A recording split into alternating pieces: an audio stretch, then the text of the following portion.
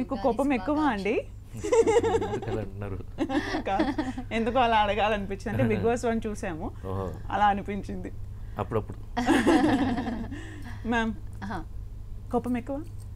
ఈయనక కోపానికి ఒక రీజన్ ఉంటుంది.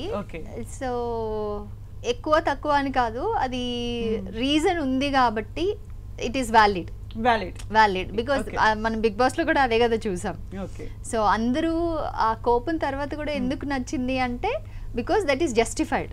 ఆ కోపం ఒక జస్టిస్ కోసమో, ఒక ఏంటి ఏదైనా సరిగా జరగకపోతేనో అలా వస్తుంది కాబట్టి. So he's very punctual and systematic అన్నమాట.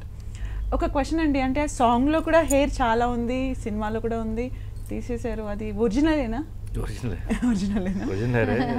అది అయిపోయింది, ఆ పీరియడ్ అయిపోయింది. ఇది గోదావరికి సోగ్గాడికి ఫుల్ అది యూస్ చేసుకొని అయిపోయింది.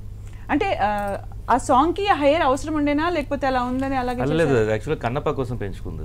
అవును, అయితే సాంగ్ లో కూడా అదే ఎందుకు పెట్టారు అని ఇంకొకసారి మెమరబుల్గా ఉండిపోద్ది కదా అనేసి అనుకున్నాము. అండ్ ఇట్ డిమాండ్స్ కూడా ఊర్లో జనరల్గా పెంచుకుంటారు కదా, అంటే ఊర్లో అంటే సిటీలో కూడా పెంచుకుంటున్నారు. సో జనరల్గా గెటప్ ఒకటి డిఫరెంట్గా ఉంటుంది, బట్ ఎక్స్క్లూజివ్ సాంగ్ కోసం ఉంటుంది ఆ గెటప్ అని. అండ్ ఈ సాంగ్ మొత్తం కాన్సెప్ట్ అనుకొని అలా అనుకున్నప్పుడు ఈయన అన్నారు, అప్పుడు కన్నప్ప హెయిర్ లాంగ్ ఉన్నప్పుడు ఈ హెయిర్ మరి ఈ విలేజ్ క్యారెక్టర్కి మనం ఓకే నా సూట్ అవుతుంది అంటే, అప్పుడు వాళ్ళందరూ అంటే భీమవరం నుంచి వచ్చిన టీమ్ అండ్ అక్కడ వాళ్ళందరూ చెప్తున్నారు అన్న ఇప్పుడు అందరూ అది ఫ్యాషన్ లాగా పెంచుకుంటున్నారని. Maybe after this it will be more అనుకుంటున్నా. ఓకే, ఆన్ స్క్రీన్ కోసం మీరు పెంచుకున్నారు, మీకు అది తీసేసిన తర్వాత అది ఉన్నప్పుడు ఎలా అనిపించింది? రిలాక్స్గా అనిపించిందా? చాలా రిలాక్స్గా. మీరందరూ ఎలా మెయింటైన్ చేస్తున్నారు కదండి. ఓకే, సాంగ్ అయితే చాలా హిట్ అయింది, అసలు కాన్సెప్ట్ ఎలా వచ్చింది ఏంటి? యాక్చువల్లీ ఇది విష్ణు మంచు వాళ్ళ ప్రొడక్షన్ హౌస్, అది ఏవా మ్యూజిక్ అనేది.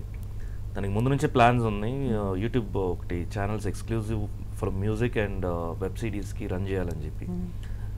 సో అది చాలా రోజులు ఆల్మోస్ట్ 6 months నా దగ్గర చెప్తుండాడు. సరే అనేసి సరే నేను స్టార్ట్ చేస్తానని చెప్పేసి, అంటే తనకి ఎవరైనా ఫోకస్ చేయాలి దాని మీద నాలెడ్జ్ ఉండే వాళ్ళు ఫోకస్ చేయాలని చెప్పి ఇట్ వాజ్ వర్కింగ్.